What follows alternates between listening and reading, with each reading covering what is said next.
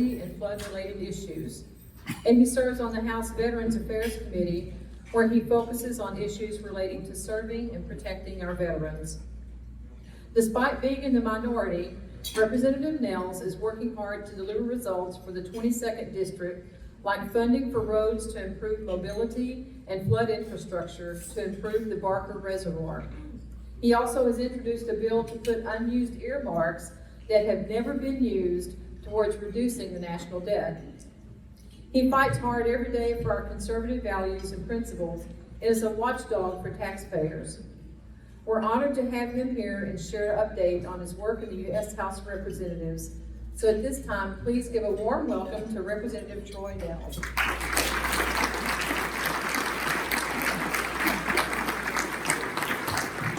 Thank you, Ann. That's very kind of you.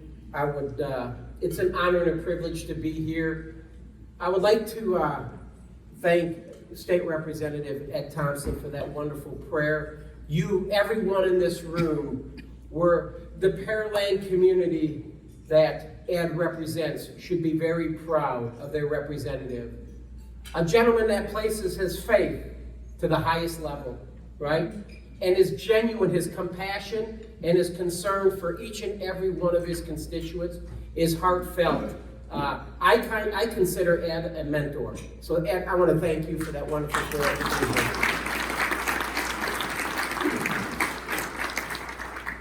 Yes, I am that junior woodchuck. 435 members in the House of Representatives. There were 56 other junior woodchucks in this 117th Congress. Interesting couple of days. If you know, I can spend a moment or two and talk a little bit about January 6th if you find that interesting. I would be more than happy to share that experience with you. I know we're limited on time, but here our country I guess, have to revisit again. I say memorialize what took place 20 years ago. That changed our country forever. I mean, has it not? I'm sure that many of you, we look like we have some young people in here, but many of you probably remember where you were that day. I was going out to cut my grass and listening on the radio about this small plane that hit one of the towers, and then within a couple of hours, everybody is glued to their television and saw the horrific images, saw those towers come down, and just a devastating, sad day for this country. And now here we are, 20 years later, and one of the media, they asked me, they said, well, Troy, what have you seen change in 20 years? I mean, think about 9/11 and what took place 20 years ago, and where are we 20 years later? And it took me a minute to think about that, but I said, okay, I travel a lot now. I said, I don't believe 20 years ago TSA existed. I mean, now we have TSA at the airports. I think they're somewhat rude, but you gotta say that they've done a pretty good job keeping our skies safe, yes? We didn't have TSA 20 years ago. Right? I also think, because of my law enforcement background, I think about the numerous firefighters as well as law enforcement officers that went to the scene. They went to the towers in their trucks, some of them running to the scene, climbing those stairwells, doing everything they could to try to save someone else. People they've never met before, knowing the danger involved in climbing up those towers with the towers several floors up just burning. But they did it because that was their code. They said, our job is to go out and help and save others. The towers came down, many of them died. And I think we owe it as a country to continue each and every year to remember those. Not only the victims that were in the towers, but those that did everything they could, the first responders, to try to help those that were in the towers.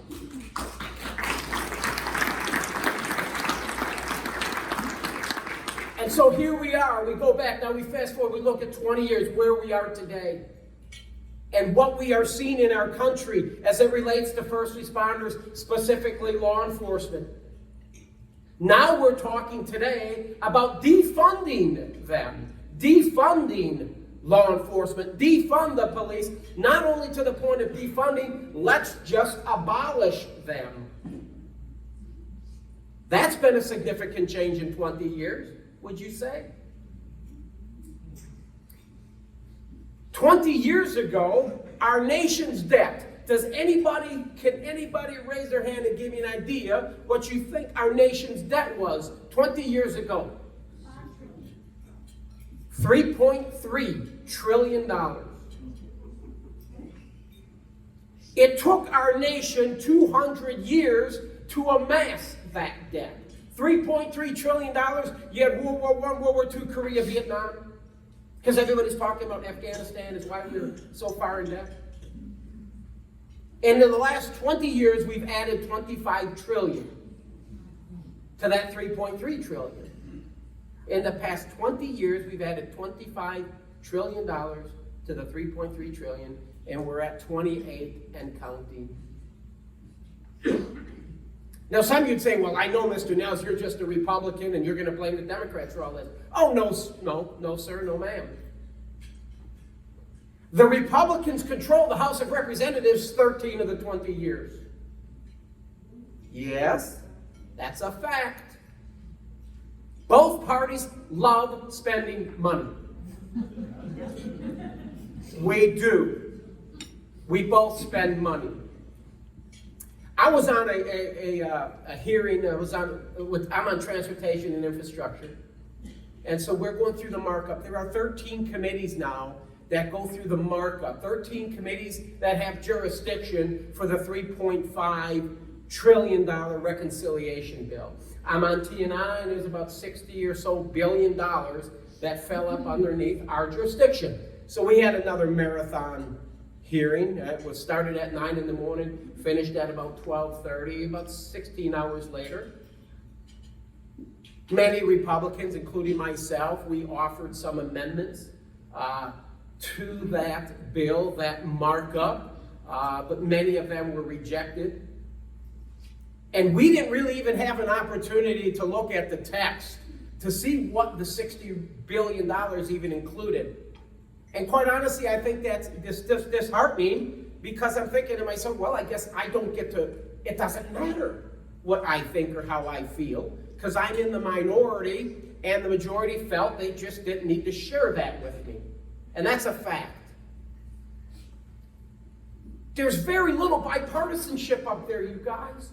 And I think it's a sad state of affairs. But needless to say, after 16 hours, of course, by voice vote, we didn't have to go through a roll call, by voice vote, that $60 billion is being sent to the House floor, and it will be voted on.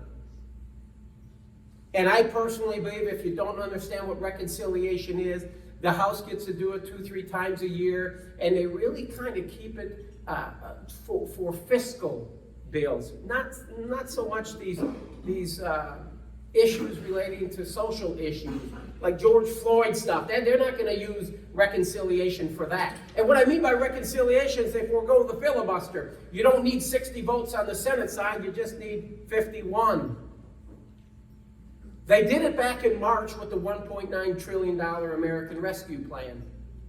There wasn't one Republican, and I know I'm amongst both parties, I'm sure, here, and that's okay. We have to be able to agree to disagree without you standing up and wanting to hit me in the nose, because I'm not going to come and hit you in the nose. But that's what we seem to do today when we disagree with each other. We resort to violence. We saw it all summer. We saw it on January 6th. But they passed a $1.9 trillion American Rescue Plan back in March. There wasn't one Republican that voted for it. I didn't vote for it because I looked at it and I said, this is a bad bill. Because now those of you that are small business owners and you're doing everything you can to try to get your people back to work, I bet you're struggling. As long as we continue to play these stimulus bills coming out there, giving everybody $1,200, giving everybody $300 over their unemployment, why would anybody go back to work? And why do we as a federal government, why are we competing? Why do small businesses have to compete with the federal government to get people back to work? And I'm sure you can travel around Pearland, Brazoria County, Fort Benning, everywhere where you maybe went out of state and you've seen help wanted signs. They're scattered throughout the entire country.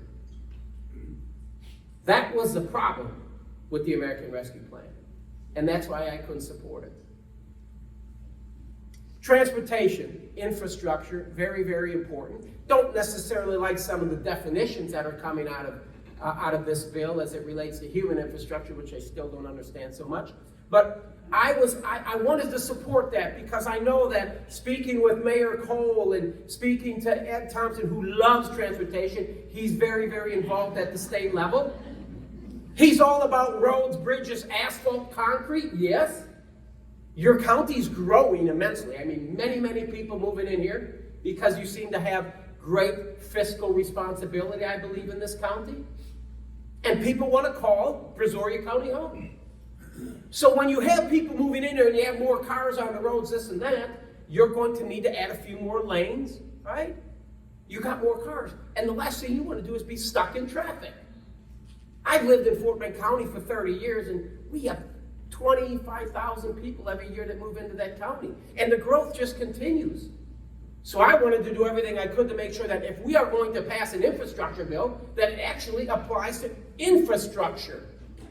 And that's even helping to deal with, now that goes through the water, but helping with flood mitigation issues. I mean, the issues go on and on and on. But I can assure each and every one of you, there will not be one Republican on the House of Representatives that will support the $3.5 trillion package, the reconciliation. There won't be one. There are many of us that would like to try to do something good for the American people, because I think the American people are looking at Congress and saying, you guys are nothing but a bunch of bozos. Why can't you get along and do something good for the American people? But we're divided. We're divided. And this young junior woodchuck understands that. And I think it's sad. I'm trying to do everything I can to work with the other side. People say, boy, Troy, you're a real conservative. Well, yes, I am. I don't agree with a majority of what this administration is doing, specifically as it relates to fiscal policy. We have great Marines here. I spent my time in the military as well. I deployed a few places, man. And what we saw take place in Afghanistan has me very, very frustrated. My blood pressure's up a little bit. I may have to go up a few more milligrams. Everybody in this room should be frustrated with Afghanistan, no matter what side of the aisle you stand. It doesn't matter. If I could go back when I was there in 2008, and my friends Jeffrey Ammon and Jeffrey DePrimo were killed on May 20th, 2008, in a bomb district in Ghazni, Afghanistan. If I could go back and talk to Jeff and share with them what we've seen in the middle of August, I wonder what they would say to me today. I haven't talked to their families, but I wonder what their families think today. And the other 2,500 soldiers that have given their lives, and the thousands more that have given limbs in Afghanistan. How do they feel today? How can we spend 20 years there and we give it back in 3 weeks? And then we can say, well, you know, we can't have these endless wars. Oh, I think most people agree with that.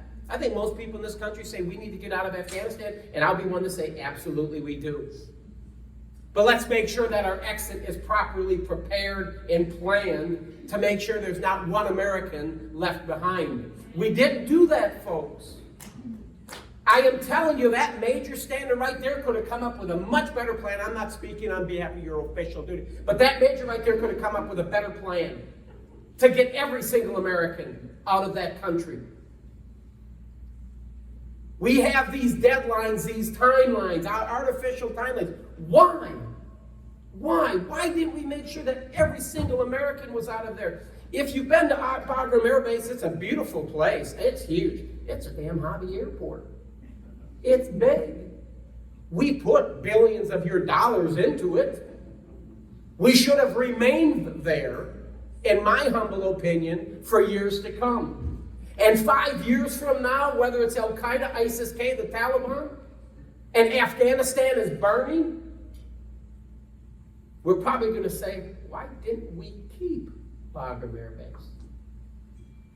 If we would have kept Bagram Air Base and kept the soldiers there, every American would be home today, and we would have 13 soldiers, 13 young individuals that were babies in 2001. Those 13 soldiers would be here today if we would have come up with some competent plans, deliberate plans. But we didn't. So I am a little frustrated with our policy, foreign policy, Blinken, and what we did in Afghanistan. But the crisis just isn't in Afghanistan, it's at our southern border. It's our fiscal irresponsibility. We have to go up there now. I know some of you in this room are thinking, we got that reauthorizing that national flood insurance program. Please don't get mad at me, I can't do anything about it. I've tried, and I've tried. The red tape and the bureaucracy up there, FEMA, the Corps of Engineers. I'm not going to sit and beat up on the colonel too much. I did tell the two-star general, you guys need to get off his hands and start doing something in Houston to make sure if we have another Harvey come through here, that we can be prepared. But the bureaucracy is just, it's sickening. Bureaucrats making decisions, not locals here. Your local state representatives and your mayors and your commissioners court, you all know where the roads need to be built. But why are we letting the federal government determine where the roads are going to be built? Why is the federal government going to tell states and counties and locals, you can't move into this area because there's a red pecker billy or woodpecker? The bureaucracy, the delays, the environmental studies, the permitting. 20 to 30% of your tax dollars are going down the drain, and the project hasn't even started yet. If some of these things don't have your attention, they should. Unfortunately, it's no big deal we lose $1 billion here, $1 billion there, because we'll just print more. And that's what we're seeing. I wanted to support the 1.1 trillion infrastructure. That's not part of the 3.5 reconciliation. No, the Democrats are trying to put them both together, and they want to pass them both. I think it's going to be interesting to see what we see on the Senate side. But they're trying very hard. I'm going to leave you with my 2 to 3 minutes, and I'm straightforward with you all. I believe that if we can agree on 80% of everything, I think we've made progress in this country, because there's so much division. I'm going to share with you my take, my opinion, my feelings, my actions, I guess you would say, on January 6th. I was at the back doors. It was my third day. I mean, I thought, wow, I'm in Congress. This is unbelievable. I saw Mike Pence walk down the middle. I just wanted to see how close I could get. So I'm sitting at the back doors towards the two main doors that lead into the chamber where the president would walk for the State of the Union. And I'm back there, and we were going through the business of the day, and that was the electors, the Electoral College, certifying the election. And we were going through that, and we got up to Arizona, and all of a sudden, some uniformed personnel as well as plainclothes, they rush in. And the plainclothes fellas with these earpieces, they rushed in and swept Speaker Pelosi away off that perch out through the back. And that was in the Speaker's lobby, a hallway in the back. There's 3 main doors that lead into the House. 2 on the side, and then the main door's in the middle that goes right, cuts the center of the room. The gallery is quite large. There's many doors leading into the gallery, and that's where many of the uniformed personnel came in. And these plainclothes personnel, as well as a few uniformed, they went to the back doors and just off my shoulder. And they're watching the doors. And we could kind of hear things taking place. We could hear some noise. One of the gentlemen in the plainclothes, he put his hands up and he says, "Everyone, you're staying here. You cannot leave. Matter of fact, if you're near a chair, sit down. If you would like to get down on the floor, do that. Reach down between your legs. If you're sitting down, there's a gas mask up underneath your chair. I'm thinking, what is going on? I was getting text messages now. There's no televisions on the house floor. I'd get text messages on my fancy phone from brothers and others saying, hey, you know what's happening there? Then my brother said, hey, you know, they're inside the rotunda area. I'm like, well, hell, that's right outside this door. The door started, you heard the door started shaking. I'm like, uh-oh, this is real. There were a few other members. There was Mark Wayne Mullen there. He's from Oklahoma. He took off his jacket. If you see some of the photos, I don't know if you've ever seen some of the photos, but he took his jacket off and he was wearing a white shirt. And I thought, I'm going to take off my jacket too if he is, right? And he took one of these hand sanitizers. It was a wooden, like a wooden post on a I guess maybe a 2x2 or maybe 3x3, and it had a wooden platform. And he took that thing off and he snapped it right off its base. I said, Mark, what the hell are you doing with that? He said, that's my weapon. I said, great idea, because there was another one there.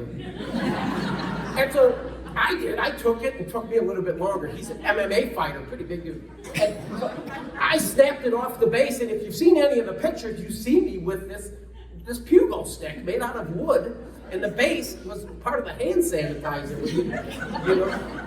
But that's what I had. That's what we had.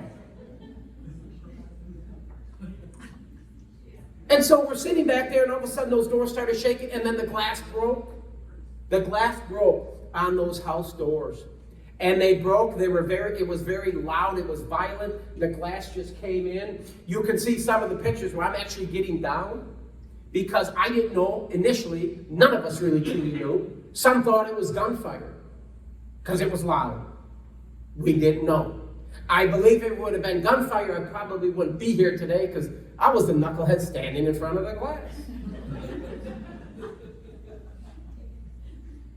I looked through the glass. Some eyeballs are looking at me. Young man. I say he was a young man. Couldn't tell you if he was 18 or 23, but he was young because he couldn't grow a decent mustache.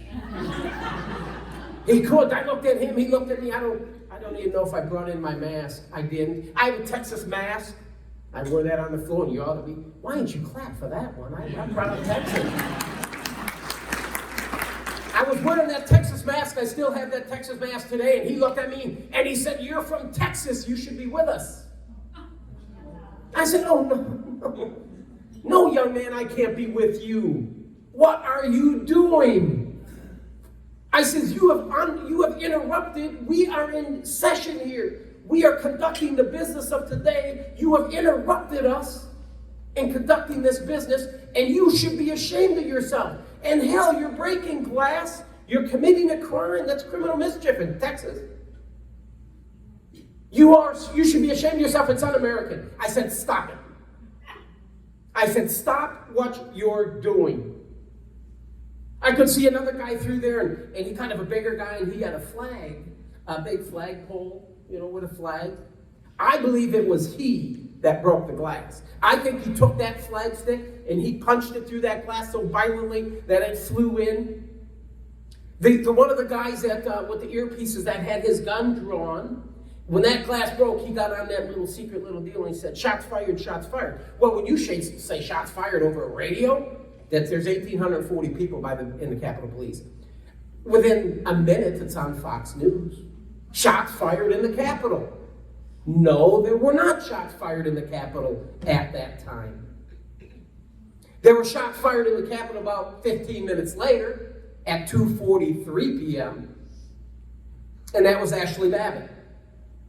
Now, I don't even know. I was going to ask. I've gone down and speak to a few people. I said, how many of these people know Ashley Babbitt? The name.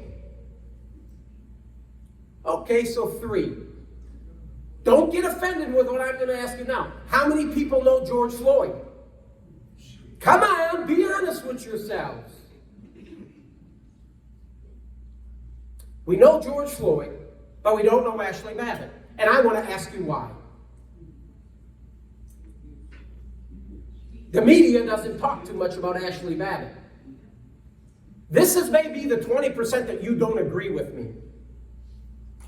But I've done a deep, deep dive in the January 6th. Because I owe it to the American people. I was honored to be selected by Leader McCarthy to be one of 5 on the minority side to be on that select committee. Speaker Pelosi got 8. Leader McCarthy gets 5. Jim Jordan, Jim Banks, me, Kelly Armstrong, and Rodney Davis. I was the only freshman. It was truly an honor. I think Leader McCarthy picked me because of my law enforcement background. Makes sense. And again, I studied, and I've done a deep dive into January 6th. But we're not on the committee now. You know why? Because Speaker Pelosi rejected 2 of the 5. She thought I was going to be okay. Told CNN, well, he's a sheriff, he's a law enforcement. I think he could bring some value to the committee. But she didn't like Jim Jordan. She didn't like Jim Banks.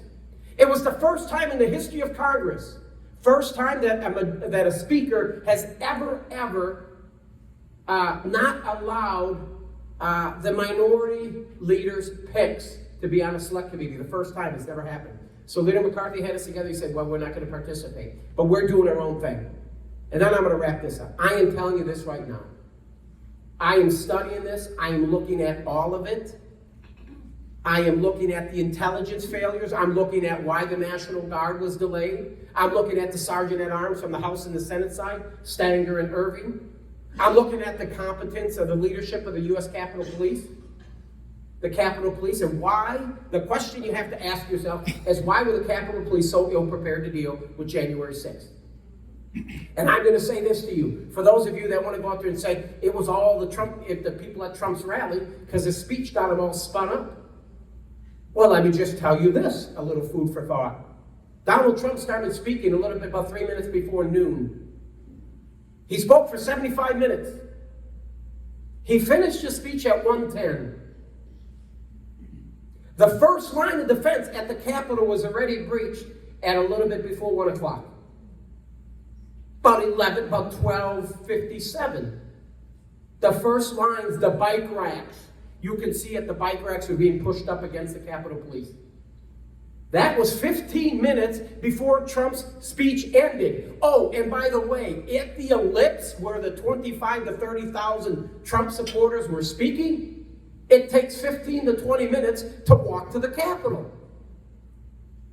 And if you've ever watched Donald Trump at one of his rallies, have you ever seen people leave early? He's an entertaining guy. People listen to him. People don't leave his speeches early. So the point is, the 25 to 30,000 people that were at the ellipse that day were not the ones that went to the Capitol and caused all the commotion. There are people on the far right, whether it's the Proud Boys or Oath Keepers, there are some far right freaks out there. Just as we see on the far left. These extremist groups are the ones causing the problems. The extremist groups are the ones that caused all the problems last summer. And they're on both sides. We have to try, as a community, as a nation, try to rein in some of that extremism, because that's the problem we're seeing in our country. And it's on both sides, you guys. But it wasn't the average Trump lover that went into that Capitol and started assaulting law enforcement, wounded 140 officers. You probably think he gets a little emotional up there. I don't really get emotional. I just think that it's very, very important that the American people need to hear the truth. And I am going to do everything I can to make sure that when we put this package together and we present it to the leadership team, that it's factual. There may be even some things that I uncover or discover that I may not necessarily support or agree, but I'm not going to hide anything. It's going to be full transparency, and you have a right to know about it. So I'm going to say this to you, is that, believe it or not, my cup is half full. I believe there are better times. We must do better as a country. I think we must do better as Americans. We must pay a little bit closer attention to the people in this room and across the country, whether they're in the military or not, that are suffering from mental illness, We can sit and say China, Iran, all these countries, they're the biggest threat to this country of ours. That may be across the pond. But inside our own nation's borders, mental illness, to me, is the biggest threat we have in our country. It's huge. Opioids, all of it. I mean, suicide, depression, all of it. I'm on that VA committee, and we're getting millions more dollars to try to help veterans deal with their feelings. And gentlemen, I don't know if you've lost buddies in war, but I'm going to close with this. I would say that how do we as Americans, how do we go across? We go overseas, we go eyeball to eyeball with the Taliban. We're there for 9 months or a year, and we survive it. We come back, we fly home. We're supposed to be in a safe place, surrounded by family, friends, acquaintances, by loved ones, by God-fearing, flag-waving, patriotic citizens. So we survive over there. We come home where we should be safe. But yet we have soldiers, 20 a day, taking their own lives. Does that make any sense to you? It doesn't make sense to me. But we as people, as God's people, need to stop looking down upon someone that suffers from depression. It's not Jack Nicholson and One Flew Over the Cuckoo's Nest. All right? People suffer from depression, and people should be able to talk about it without being looked down upon. And that's what we seem to do. You got a little mental illness, I can't talk to you. Don't come over and play with my children. God forbid that. You're a little. We have to stop, and we have to do better.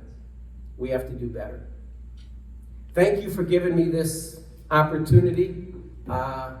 If there's one or two questions, I have no issues with that if you have time. If you don't want to ask the question in front of everybody, go ahead. We'll do a little sidebar. And I'd be more than happy to engage with you on whatever subject that may be. It's an honor and a privilege to serve each and every one of you.